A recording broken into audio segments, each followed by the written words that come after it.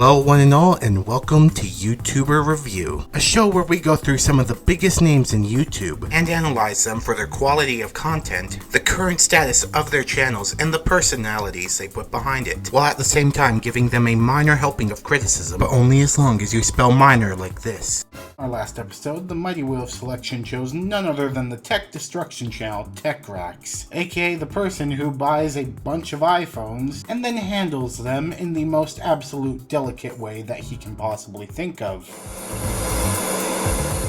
I'm just kidding. If you gave this person a dictionary with the word delicate in it, he would probably just toss it against a wall because he doesn't know the definition of it. Nor do I think he actually cares. Because when you have a channel dedicated to buying the newest, latest, and greatest phones and other technology, and then destroying it via the first idea that pops into your head, meanwhile making thousands upon thousands of dollars as you do so, I really do not think that he cares, nor do I think a lot of people would care, because his entire career at this point is basically based on the phrase Hulk smash.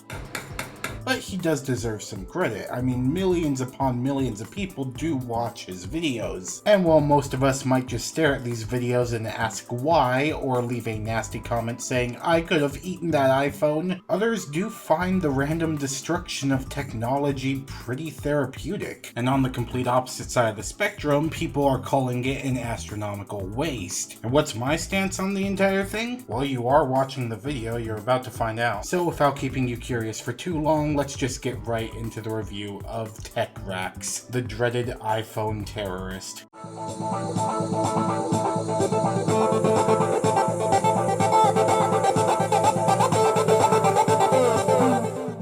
The extremely popular technology destruction channel known as TechRax, according to his About page, brought the world of technology destruction to YouTube on September 20th, 2009. And also according to his description, he started smashing in 2011, and apparently he is Ukrainian. Cool. And over that time, he has gained himself quite a decent following. I mean, it's alright, it's so-so, 5 million. Holy shit, that's a lot of iPhones. And despite the fact that he makes thousands of dollars every single video that he uploads, he has the option set up for people to go and donate money to him for absolutely no reason. I mean, I can't blame the guy. This month, he's only had enough money to destroy 9 insanely expensive pieces of technology. It's honestly pretty bad, guys. I mean, this guy is scraping by on his pennies. I feel bad for him, the guy's hurting. This is a joke, by the way, just so I should make that abundantly clear. Because with the number of views that he's pulling, it's very obvious that his CPM is not $1 per 1,000 views. Instead, it's likely much higher. This isn't really that big of an issue, just it's something worth noting. Mostly in the fact that this guy has money. He makes plenty of it on his videos. It just kind of makes me wonder why he has this option instead of something like Patreon. You know, a place where you can actually give back to the people that support you. It's just something to keep in the back of your mind. But another reason that I bring up the fact that he makes so much money is that a lot of people call him out for something that isn't really true. And that is the fact that a lot of people believe that he doesn't buy real, genuine Apple iPhones, and instead uses cheaper knockoff phones to save a bit of money. And I can just debunk that right now because that is not the case whatsoever, and you can tell it just by the home screen. If he were using a knockoff just to get the home screen to move around with his hand and turn and swipe as he does in the videos, it would take days or weeks to actually animate the phone like that, and that would be insane levels of editing, which we will get into a bit. He definitely isn't capable of. Because the way that TechRax performs in his videos and the way that it's all set up, it's supposed to look extremely professional. It's supposed to emulate an extremely professionally shot show, although as we're going to get into a bit, it's not really the case, because I'm sure a lot of you would be shocked with the amount of effort that it actually takes to make a TechRax video. But hey, we're getting a bit ahead of ourselves. We haven't even looked at BabyRax yet, because while TechRax is now only known as a tech destruction channel, as that's mainly the content that he uploads, his channel was born on a much different concept, actually doing unboxing videos and reviews, and not just regular unboxings either. A majority of these unboxings advertisers were from sites like Lockers, which are basically advertiser websites where you go around engaging with a ton of ads and signing up for a bunch of random websites to earn points to earn rewards. Which, by the way, guys, if you are using one of those services to earn points and earn rewards through signing up for websites by using ads, I wouldn't do that. That's kind of shady. I'm almost positive these sites don't check their advertisers. So while these sites may work and you may get stuff for it, I just honestly wouldn't risk it, because honestly you're putting your cybersecurity at risk by doing it. But regardless, TechRax did it on Lockers, and he's also done it on a ton of other sites by the looks of it. So let's take a look at his first video, which is very simply named Lockers #1 Unboxing Video. Mwah, couldn't have titled it better myself. Shows all Lockers terms and conditions. Sorry you can't see that, but right here, iPhone skin kit, right here.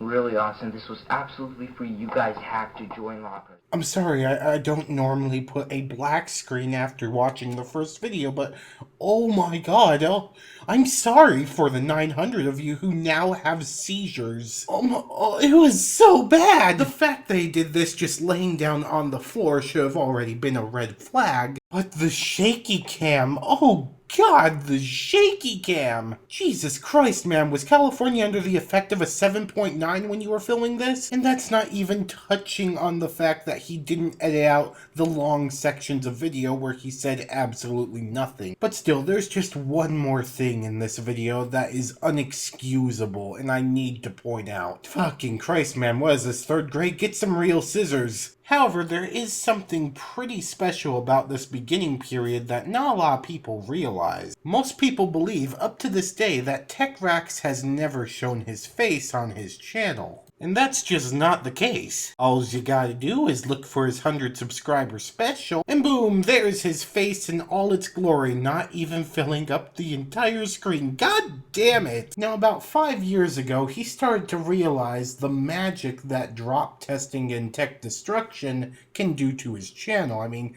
look at the views on this one video alone. And also keep in mind that it's insanely misleading, because instead of dropping this iPhone 4S off of a 50-foot cliff as he says, he drops it about 5 feet on the carpet.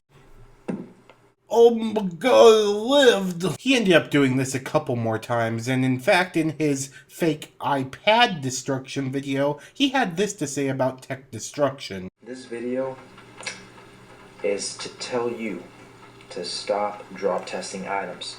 All those videos, all those people throwing their iPads, iPhones, iPod Touches away, that is a waste, guys. How many people ending this phone? Ended up eating your words there, didn't you, Rex boy? Because right now, his entire channel seems to be thriving off the idea of excessive waste. Throw 1,000 Mentos into a pool of Coke? Good. Fill that same pool with a bunch of slime and throw an iPhone in there? Also good. Take 16 perfectly working iPhones attached to a glass sphere and throw it off of a parking garage?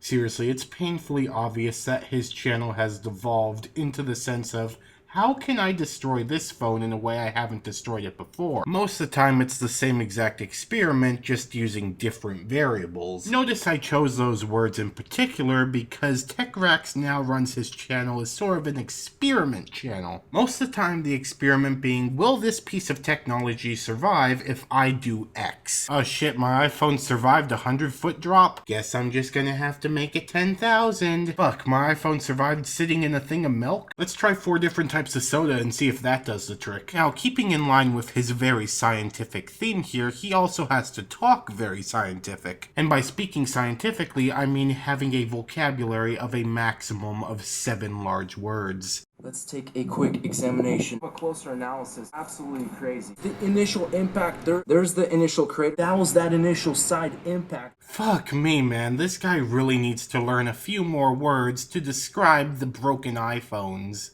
Because I swear at the moment he's likely at the same exact level as Scarce is for repeating the same word over and over again. You know, I do get that repetition can be a good thing, and a lot of times it can be a very good thing. But it can also be annoying as fuck. You know, some variation in your words, it can really help. I mean, seriously, man, I get that your content is stagnated, but you don't need to stagnate your vocabulary. Now, I talked about it a bit before, but I also want to bring it back up now, and that is his editing. And also the fact that he's gone with a very minimalistic approach on it. Because after scanning through a large amount of TechRax's videos, I've discovered that on average, he only makes about 1 or 2 cuts per video, meaning that a majority of his videos are filmed in one continuous take. Now, of course, there are the outliers where he has several different camera angles that he has to switch between, but majority of the time, the only time you're going to see a cut in these videos is when a large amount of time is needed to pass, essentially leading to 2 raw video clips just being pasted back to back, which, if we are being completely honest here, takes the same amount of effort as uploading an unedited, raw Let's Play video. The only difference here is that you're dealing with objects and settings that cost, well,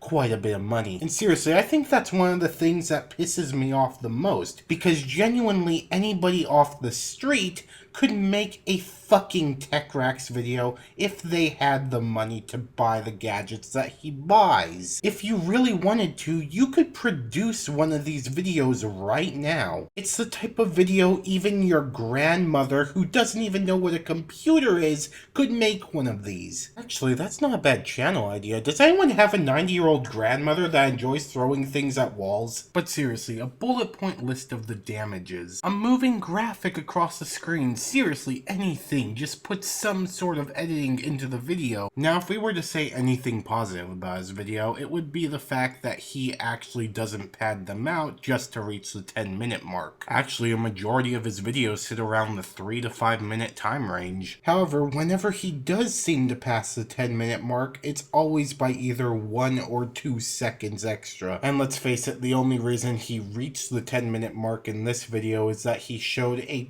ton of footage of the phone just floating in the air. Okay guys, so the adventure begins. The rig is all set up. There's the balloon. Looks beautiful. The iPhone 7 jet black is recording. We got the tracker. Everything is enabled. Let's go ahead and let it be free. There it is.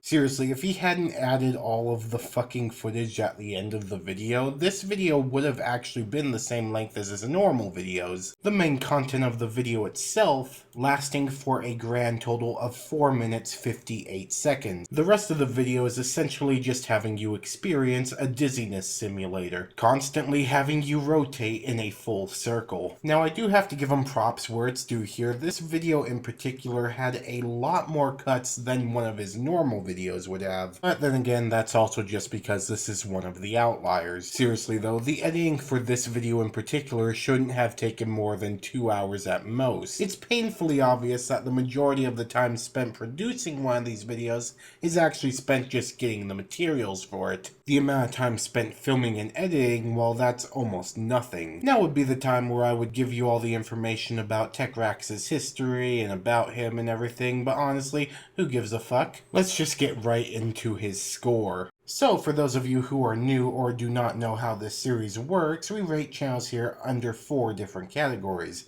A 9 to 10 gets a subscribe, a 6 to 8 gets them a check them out, a 4 to 5 gets them a maybe watch one of their videos and make your own opinion, and then a 1 to 3 gets them an avoid at all costs. So what score does TechRax end up getting at the end of the day? Well, everything considered, I just kept finding way more negatives than positives about his videos. So unfortunately, I am going to have to give TechRax a 4 out of 10, slightly below average. Now, I know that his channel is massive, and I know that a lot of people enjoy his videos, but that's purely because of the shock value of them. And to be completely honest, that shock value factor alone is the only thing keeping him from going lower. Because of course, that morbid curiosity is there to see what happens. However, if you go past that surface value and take a look at the videos for what they actually are, the shock value itself goes away, and what you're left with is something that's pretty mediocre mediocre at best. And not really even an argument that he's doing this to be funny can be made, because he takes himself pretty seriously in this. There's not even a fallback of comedy here. Instead, we're left with a veil of science and research, and I just think he can do so much more. Please, TechRax, for the love of God,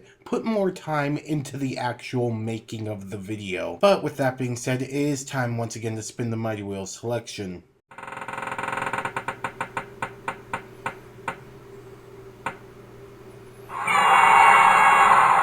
Superwoman, huh? Well, I'll be honest, I've never actually watched one of her videos, but let's give it a try. Anyways, guys, thank you all so much for watching this video. If you liked it, please hit that like button. And if you really liked it, hit that subscribe button. I would love a new addition to the Snake Army. Also, speaking of the Snake Army, I do have an announcement. I did just buy a pet snake for the first time. Yes, we have a real snake in the Snake Army. It's amazing. I will definitely be posting many pictures of him on Twitter. So, yeah, if you want to go see him, it'll be on my Twitter. I have my Twitter on screen right now. All you have to do is go look for it. And speaking of things on screen, I also have TechRax here. He just watched a review on him. Might as well go check him out. All you have to do is click on him. I have one of his videos playing right now. It'll send you right to his channel. You can watch whatever you want. Check him out.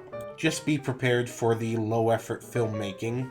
And also, I'm sure you know what I'm about to ask you to do. I mean, he's the only other button on screen. You gotta click him. He's an animator. He needs it, please. But anyways, guys, thank you all so much for watching once again. I will see you on the next video tomorrow. As always, Whiplash, signing out.